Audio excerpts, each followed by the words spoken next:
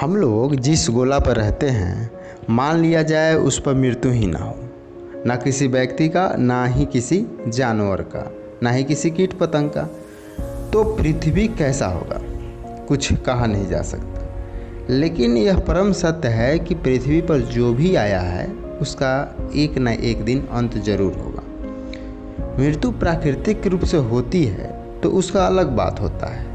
मेरे कहने का मतलब है कि अधिक उम्र हो जाने पर किसी व्यक्ति का मृत्यु होता है तो वह दुखद नहीं लगता है, लेकिन हम जब न्यूज़पेपर उठाते हैं तो किसी न किसी न्यूज़पेपर में खबर रहता है कि कोई किसी को पैसे या किसी और कारण से मार दिया है।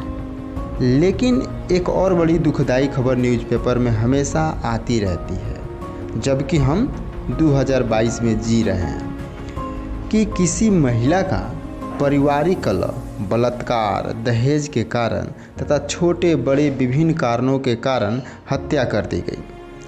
आप सोच रहे होंगे कि हम मृत्यु पर चर्चा क्यों कर रहे हैं, तो बात यह है कि हाल ही में राष्ट्रीय अपराध रिकॉर्ड ब्यूरो यानी NCRB ने भारत में आकस्मिक मृत्यु और आत्महत्या रिपोर्ट 2021 जारी की है, जिस रिपोर्ट में महिलाओं के खिलाफ अपराध, आत्महत्या और अपराध दर के आंकड़े दिए गए हैं। बात करते हैं राष्ट्रीय अपराध रिकॉर्ड ब्यूरो की, तो इसकी नई दिल्ली में मुख्यालय की स्थापना की गई थी। वर्ष 1986 में गृह मंत्रालय के तहत अपराध और अपराधियों पर सूचना के भंडार के रूप में कार्य करने के लिए की गई थी, ताकि अपराधियों के संबंध में जांचकर्ताओं की सहायता की जा सके। इसकी स्थापना राष्ट्रीय पुलिस आयोग और गृह मंत्रालय कार्यबल की सलाह के आधार पर किया गया था। अब आगे बढ़ते हैं और बात करते हैं महिलाओं के खिलाफ अपराध के राष्ट्रीय आंकड़े की। महिलाओं के खिलाफ अपराध की दर जो 1 लाख जनसंख्या पर घटनाओं की संख्या है, जो वर्ष 2020 में 56.5% से बढ़कर 2021 में 64.5% हो गई है, जिसमें 31.8% पति या उसके रिश्तेदार द्वारा अत्याचार, वहीं 20.8% उसकी विनम्रता को अपमानित करने के इरादे से महिलाओं पर हमला, 17.66% अपहरण और 7.40% बलात्कार है, जो महिलाओं के खिलाफ अपराध के राष्ट्रीय आंकड़े हैं।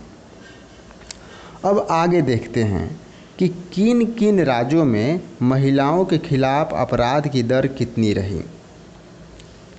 वर्ष 2021 में महिलाओं के खिलाफ अपराध की उच्चतम दर असम में 168.3% दर्ज की गई। इसके बाद ओडिशा, हरियाणा, तेलंगाना और राजस्थान का स्थान रहा। राजस्थान में महिलाओं के खिलाफ अपराध के मामलों की वास्तविक संख्या में मामूली कमी देखी गई, जबकि 3 अन्य राज्य जैसे कि उड़ीसा, हरियाणा और तेलंगाना में वृद्धि दर्ज की गई है। वर्ष 2021 में दर्ज मामलों की वास्तविक संख्या के संदर्भ में उत्तर प्रदेश शीर्ष पर है। इसके बाद राजस्थान, महाराष्ट्र, पश्चिम बंगाल और उड़ीसा का स्थान आता है। नागालैंड में पिछले 3 वर्षों में महिलाओं के खिलाफ अपराध के सबसे कम मामले दर्ज किए गए हैं। इसी कड़ी में हम बात कर लेते हैं केंद्र शासित प्रदेश की।